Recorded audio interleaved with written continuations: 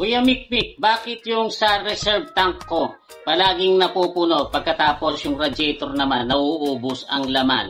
Alam nyo guys, ang common cause po niyan ay mayroong leak or mayroong butas yung cooling system. O kaya naman, palitin na yung radiator cap nyo, baka kasi sira na. Kasi guys, yung cooling system po ng makina natin, silyado po yan. Hindi po yan po pwedeng mayroong butas kahit maliit lang. Once na pinaandar na po natin yung makina, magsisimula na pong uminit yan. Kaya ang mangyayari ay mag-e-expand po yung coolant sa loob at nagkaka-pressure po yung cooling system. Diyan naman po papasok yung trabaho ng radiator cap kasi pinipigilan niya na makalabas yung pressure doon sa loob ng cooling system natin para hindi tumapon yung coolant papalabas. Pero may limit lang po yun, hanggang 15 PSI lang. Kapag lumampas pa po sa 15 PSI ay aangat na po yung valve ng radiator cap para makapag-release siya ng pressure. So pag-release po niya ng pressure, may kasama po yung coolant, mapupunta po yan doon sa expansion tank or tinatawag din ng iba na reserve tank or reservoir. Kaya po yung expansion tank, hindi yun pinupuno talaga, hanggang doon lang po sa may linya na nakalagay full para may pupuntahan yung coolant na ilalabas mula doon sa radiator. Tapos, once naman po na medyo lumalamig-lamig na ulit ang cooling system natin, magkocontract uli yung coolant. So, magkakaroon po yan ng vacuum effect. Yung coolant po na doon sa may expansion tank ay hihigupin niya pabalik doon sa radiator. Ngayon, kung mayroon pong leak yung cooling system natin, hindi makakapag-pressurize ng tama yung cooling system. Kaya hindi niya rin magagawa ng eksakto yung trabaho niya. Kasi tatapon po yung coolant doon sa butas. Tapos dahil hindi nga nakapag-pressurize ng tama yung cooling system, once na lumamig-lamig naman ito, ay hindi ito magkakaroon ng vacuum effect. Kaya kung ano man yung nandun na coolant sa loob ng expansion tank, ay hindi niya na maihigop. Kapag naman po sira yung radiator cap natin, kahit wala pang 15 PSI yung pressure ng loob ng cooling system, umaangat yung valve ng radiator cap. So, labas lang po ng labas yung coolant. Papunta doon sa expansion tank hanggang sa mapuno ito. At tumapon na lang yung coolant doon sa overflow hose.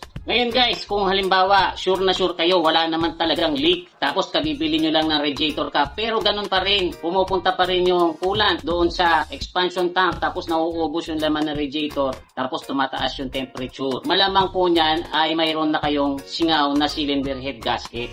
Yung exhaust mula doon sa combustion chamber, yung portion nun ay napupunta doon sa cooling system. Kaya nag-o-overpressurize po yung cooling system hanggang sa itulak niya yung coolant papunta doon sa expansion tank hanggang sa magkandatapon na doon sa overflow hose. Kapag ganyan po ang sira ng makina nyo, kahit gaano nyo linisin yung radiator at kahit ilang beses kayo magsalin ng coolant, hindi po yan titino.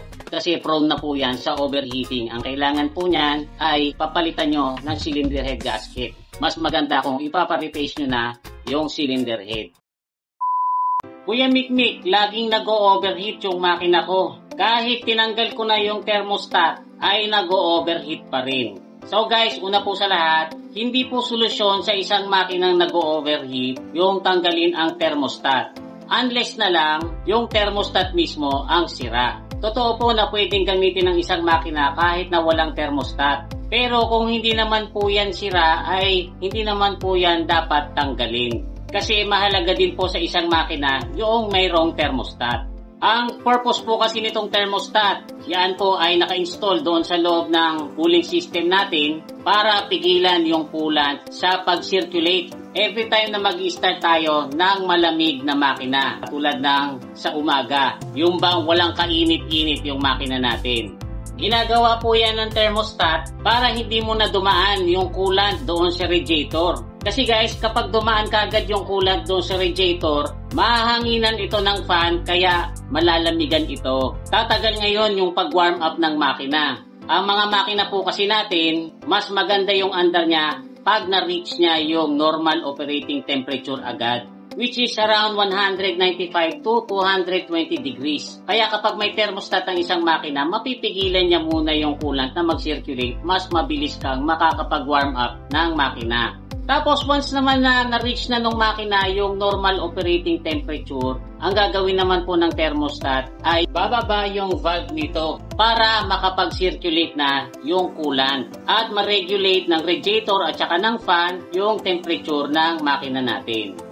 Kung gusto nyong malaman kung sira yung thermostat, ay pwede nyo po yan testingin. Mag-init po kayo ng tubig, pagkatapos iluglog nyo doon yung thermostat. Kapag nag-contract po yung thermostat, ibig sabihin nun buo. Kapag wala siyang reaksyon doon sa mainit na tubig, sira na po yan. At dapat palitan ng bago.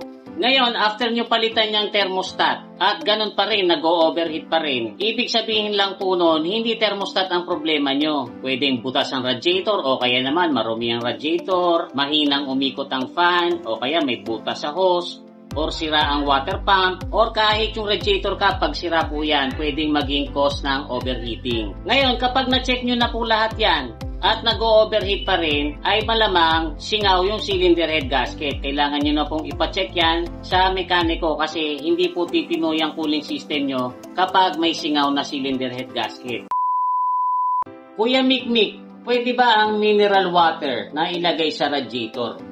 Alam nyo guys, nakakatuwa po tayong mga Pilipino. Marami tayong mga bagay na masyado nating ginagawang generic yung tawag. Halimbawa na lang yung toothpaste. May mga tumatawag dyan na Colgate kahit ang brand ay close up. Ganon din po yung diaper. Kahit anong brand, kuminsan ang tawag nila dyan ay Pampers. So ganon din po sa tubig. Maraming mga Pinoy na kapag ang tubig ay nalagay na sa bote at nabili na sa tindahan o kaya naman sa naglalako, ang tawag na kagad dyan, automatic ay mineral water. Kaya lilinawin ko lang guys, kapag kayo po ay gagamit ng tubig sa radiator nyo, mas maganda distilled water, hindi po mineral water. Makikita nyo naman po mismo yun sa label kung ano bang klaseng tubig yung ilalagay nyo. Kung yan ba ay distilled, purified, or mineral. Mas maganda po distilled. Kasi guys, yung distilled, halos wala na pong traces ng minerals yun. Yung po kasing mga minerals na nandun sa loob ng tubig ay nagkokos ng corrosion at kuminsan kalawang doon sa loob ng cooling system. So ano po yung mga tubig na hindi distilled? Yan po yung mga tubig na nakukuha sa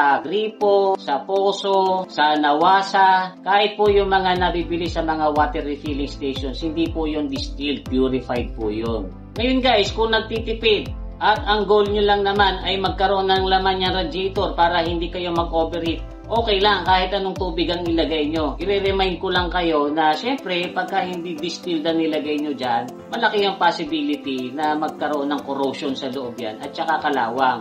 Ngayon, pag distilled ang ginamit nyo, pwede pa rin niya magkaroon ng corrosion pero very minimal na lang. Ang problema nga lang po sa distilled water or sa kahit anong tubig pag yan ang ginamit nyo sa radiator, ay mas madali po yang mag-evaporate kung i-compare nyo sa coolant. Kaya ang nangyayari, salin kayo ng salin. Lalo na pag summer, napakainit. Pag nakalimutan nyo magsalin, magugulat na lang kayo, tumataas yung temperature ng makina nyo.